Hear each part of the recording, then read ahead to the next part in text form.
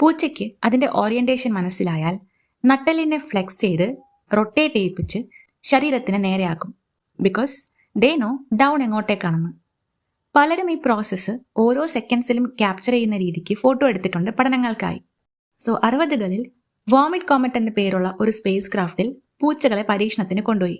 ഈ എയർക്രാഫ്റ്റിന്റെ പ്രത്യേകത 40,000 അടി വരെ പൊക്കത്തിൽ പോയിട്ട് പിന്നീട് പാരബോളിക് രീതിയിലായിരിക്കും സഞ്ചരിക്കുക.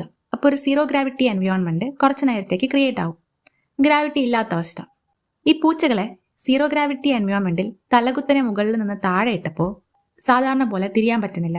കാരണം ഗ്രാവിറ്റി ഇല്ലാത്തതുകൊണ്ട് അവർക്ക് ഡൗൺ എന്ന പെർസെപ്ഷൻ മനസ്സിലാക്കാൻ പറ്റുന്നില്ല. റിഫ്ലെക്സ് ആയതുകൊണ്ട് അവർ ശ്രമിക്കുന്നു, പക്ഷെ പറ്റുന്നില്ല.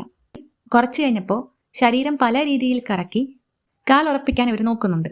ഇതിൽ നിന്നുമുണ്ടായ ഒബ്സർവേഷൻസ് വെയ്റ്റ്ലെസ് ആയ സീറോ ഗ്രാവിറ്റി എൻവയോൺമെന്റിൽ എങ്ങനെ മൂവ് ചെയ്യണമെന്ന് ആസ്ട്രോനോട്ട്സിനെ പഠിപ്പിക്കാൻ സഹായിച്ചു.